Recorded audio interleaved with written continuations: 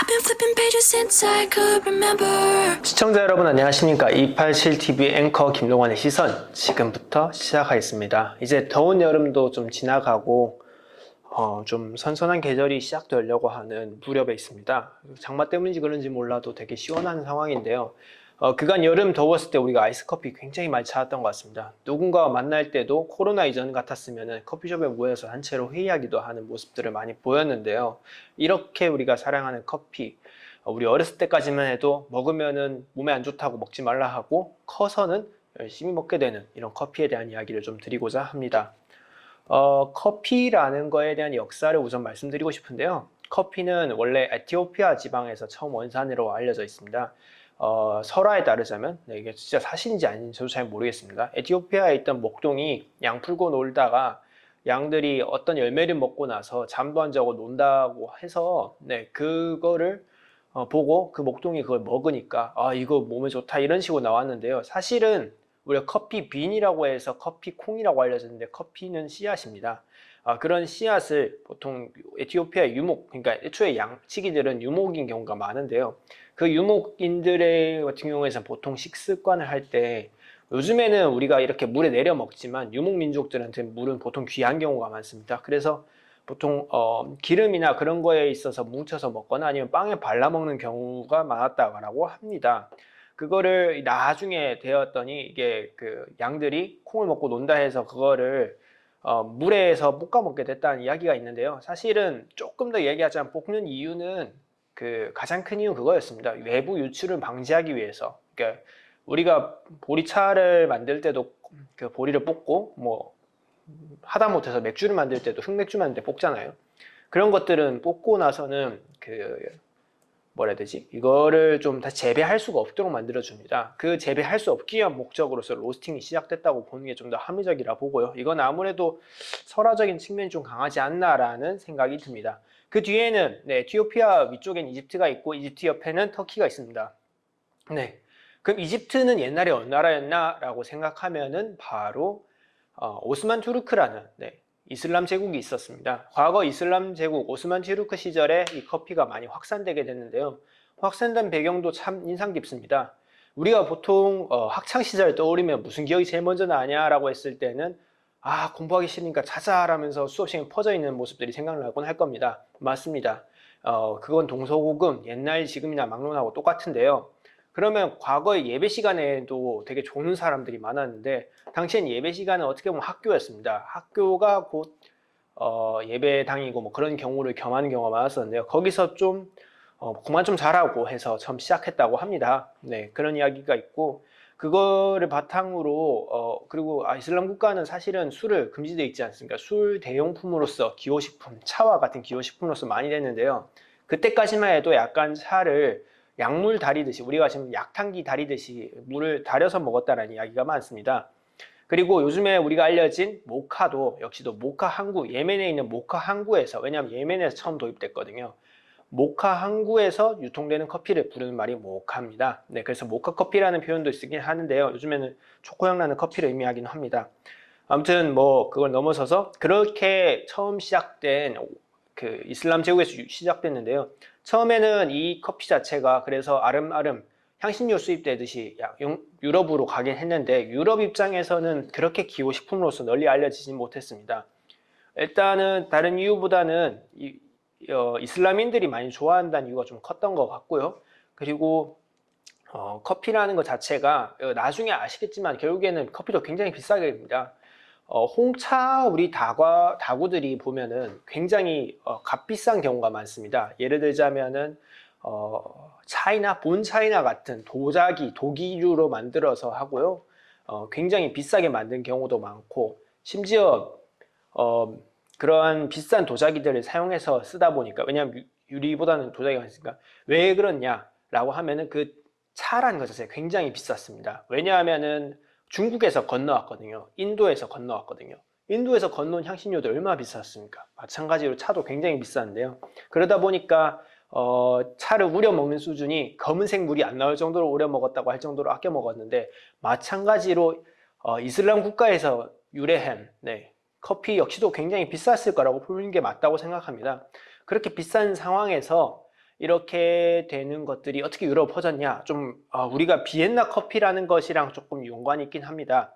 17세기쯤에 오스트리아와 전쟁을 하던 나라에서는 계속 커피를 들고 있긴 했습니다. 이게 그리고 귀족 사회에서는 그래도 좀 알려졌습니다. 그런 어느 정도 좀 알려졌는데 예를 들자면은 루이 14세한테 뇌물로서 커피 참전하지 말아달라는 뇌물로서 커피를 보내고 뭐 그런 형태로 해서 커피가 조금 프랑스에도 퍼지기도 됐었고요. 또 우리가 오스트리아 빈에서 영어로 하면은 비엔나거든요. 이 비엔나 커피는 말 그대로 빈의 커피라는 뜻입니다. 빈 커피, 그러니까 비엔나 커피가 유행한 것도 이 공성전이 끝나고 나서 전쟁이 끝나고 나서 낙두간 커피콩에 대한 쟁탈전이 벌어졌고 이 커피콩이 그때는 사실은 그러니까 유럽 사람들 입장에 사치식이지만 이슬람 사람들한테 있어서는 어떻게 보면 필수제 아니면 사치제보다는 기호식품에 가까운 형태였다고 볼 수 있습니다. 그리고 그 커피콩 자체도 굉장히 그 당시 전쟁에서 혁혁한 공을 세운 병사한테 갔는데 그때 있었던 이름이 파란 병아래 집이란 카페였고요. 이게 빈 최초의 카페라고 알려졌긴 했는데 또 그것도 아니라고 합니다. 이것도 그냥 카더라고요.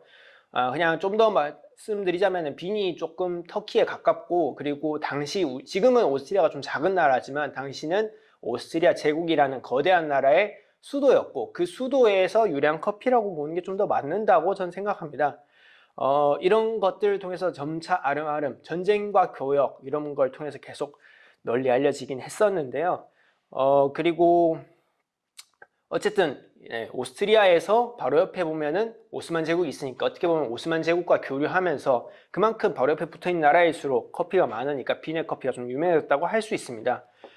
이제 조금 더 넘어가서 우리의 지금 커피 하우스, 요즘에 보면 카페 같은 느낌, 카페 가면 우리가 토론하고 혼자서 스터디를 하거나 아니면 만남의 장소로서 코로나 이전까지는 많이 쓰였고요. 요즘엔 좀 코로나 때문에 많이 못 쓰이고 있고 4인 제한도 걸려 있으니까 잘 못하긴 하는데 그런 모습이 처음으로 나온 게 영국이라고 생각하시면 될 것 같습니다. 영국에서는 좀 이제 여기가 좀 대중적인 공론장, 요즘도 보면은 뭐 스터디 있으면 카페 대관 이런 식으로 하는 것처럼 그런 대관을 하는 것도 있긴 한데요. 그런 식으로 시작되었다고 합니다. 이런 것들이 또 여성 인권하고도 좀 관련이 있어서 여기에 또 여성들이 못 들어가게 했던 그런 이야기들이 있어서 나중에는 뭐 초콜릿을 위한 뭐 초콜릿 하우스도 생기고 뭐 그런 것도 있었는데 이건 좀 차치하고요.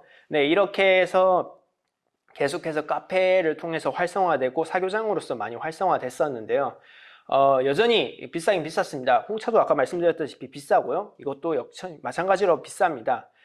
그런 상황에서 이거를 대체제로 개발하자라고 생각했던 게 어떻게든 원두를 구해서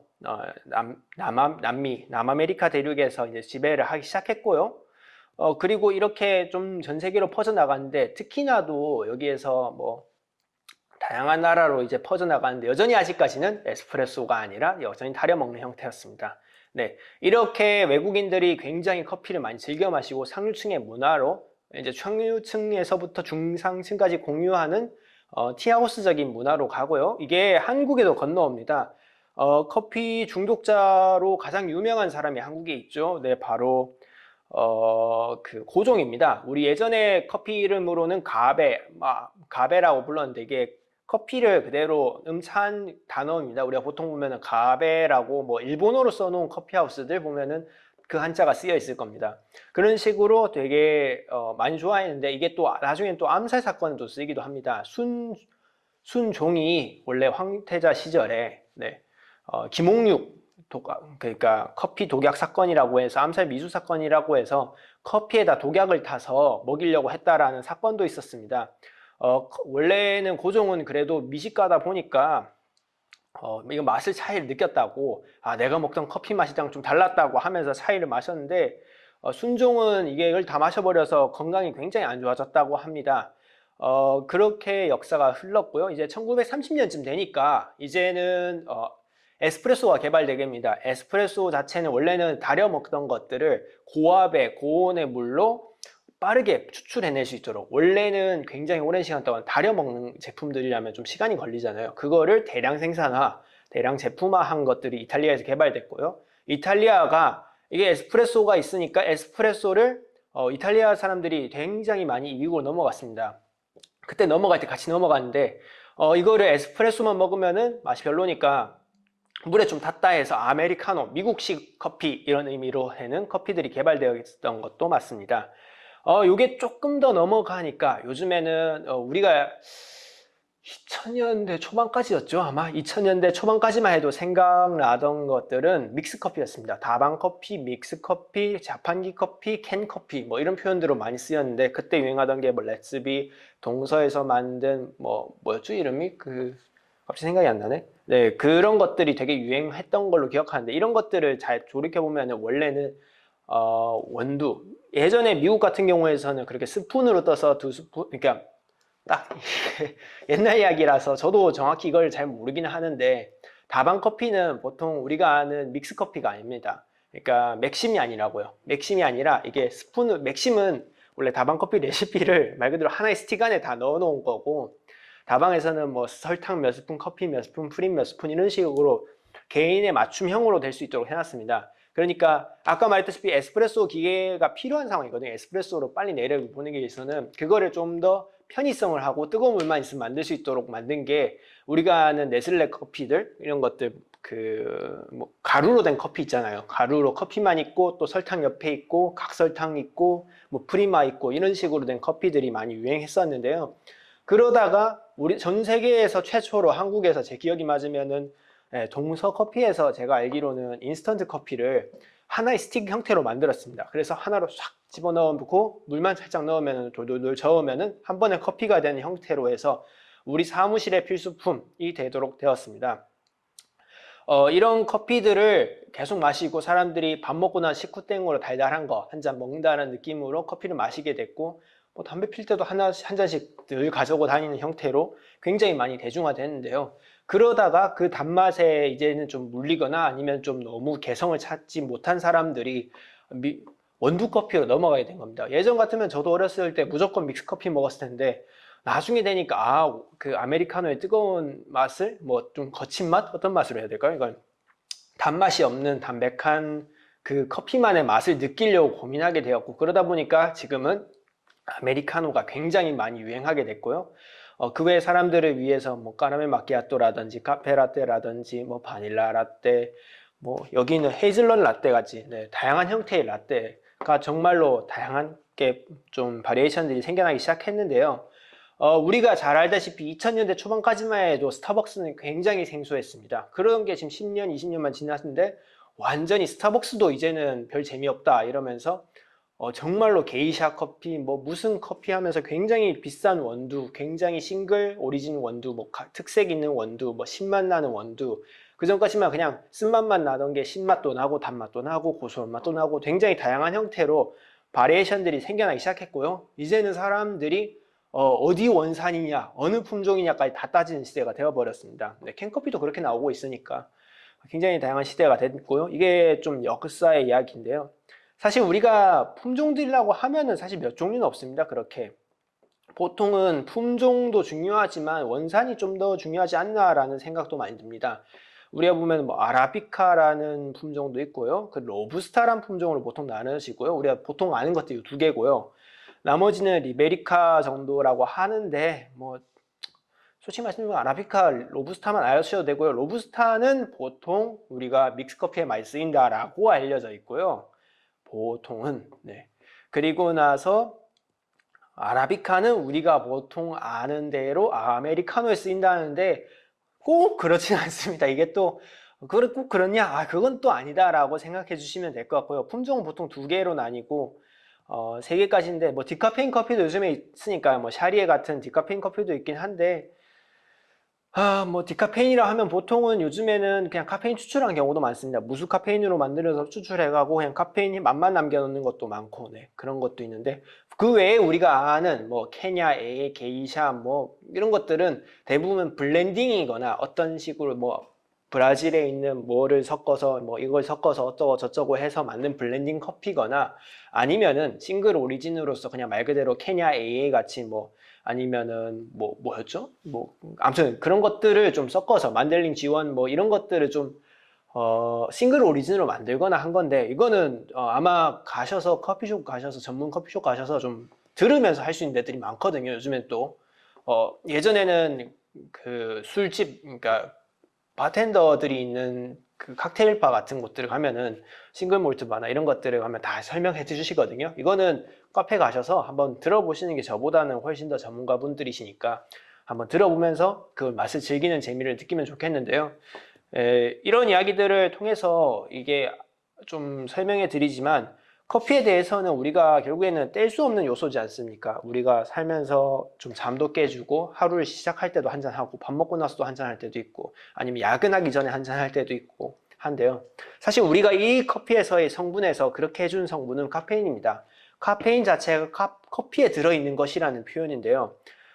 카페인과 그리고 나서 폴리페놀이라는 게 들어있는데, 그래서 보통 카페인은 우리 몸에서 각성 효과를 만들어낸다고 알려져 있습니다. 각성 효과의 원리에 대해서는 좀 너무 복잡하니까 쉽게 생각하면 각성한다고 생각하시면 되고요. 그리고 나서 보통 커피 마시면은 밤에 잠 못 잔다라고 하는 이유기도 한데요. 그것보다는 요새 우리가 부작용으로 말하는 게 이뇨 효과에 대한 이야기도 많이 하곤 합니다. 근데 꼭 그건 아니고요. 정확히는 커피가 이뇨제로서의 작용을 한다기보다는 피를 각성해서 피를 많이 돌게 해서, 그러다 보니까 피가 많이 돌면 여과되는 액체도 많고 그걸 통해 소변으로 나온다라는 이야기니까 그런 건 신경 안 쓰셔도 되고요. 커피로 인해서 우리가 건강에 안 좋다라는 이야기도 많이 있습니다. 커피로 인해서 뭐 죽은 사람도 있다, 뭐 어쩌다 저쩌다 하는데, 실제로 죽은 사람 있습니다. 커피로 인해서 죽은 사람 있는데, 우리가 절대로 평범하게 마셔서는 죽을 수 없는 방법으로 카페인 중독에 걸리셔서 죽으신 거라서, 평범한 방법으로 우리가 이렇게 커피 마시듯이 마시는 방법으로 마시다가는 제가 볼 때는 물 중독으로 먼저 죽을 것 같고요. 그분은 어떻게 죽었냐? 원두를 그냥 그대로 무적무적 씹어 드셔서 그렇게 죽으셨으니까, 우리가 커피를 그렇게 죽기는 좀 어렵지 않을까. 건강에 나쁘다라기보다는 과하면은 안 좋다라 정도로만 이해해 주시면 좋겠고요. 그리고 이뇨작용도 있다 보니까 신장이 안 좋으신 분은 그렇게 안 드시는 게 좋지 않을까라고 생각도 됩니다. 마지막으로 커피에 대한 이야기를 마무리 지으면서 하고 싶은 이야기가, 실제로 자기 입맛에 맞는 커피를 한번 찾아보면서, 만약에 자기가 믹스커피가 맞다면은 믹스커피를 좋아하시면 되는 거고요. 반대로 아메리카노가 맞다면 아메리카노를 찾으시면 되는 거고, 자기만의 스페셜티 커피를 좀 찾아보면서 단순히 남에 의한 맛을 찾지 마시고 나만의 커피를 한번 찾아보면서 기호식품은 기호식품으로서 작용하는 게 좋지 않을까 싶습니다. 네, 오늘 커피에 대해서 굉장히 두서없이 말하긴 했는데요. 뭐 그냥 오늘은 커피에 대한 이야기니까 저 이야기보다는 옆에 계시는 카페 사장님들한테 이 품종 뭐예요? 한 번쯤 물어보면서, 오늘 스타벅스 갔더니 맨 앞에 거기 AA 뭐예요 이거? 이런 식으로 한번 물어보면서, 궁금한 거 있으면 좀 물어보면, 물론 가끔씩 모르시는 분도 계시긴 합니다만 대부분 잘 설명해 주실 테니까 한 번쯤은 이에 대해서 함께 물어보면서 즐길 수 있는 시간이 됐으면 좋겠습니다. 네, 오늘 말씀 들어주셔서 감사합니다.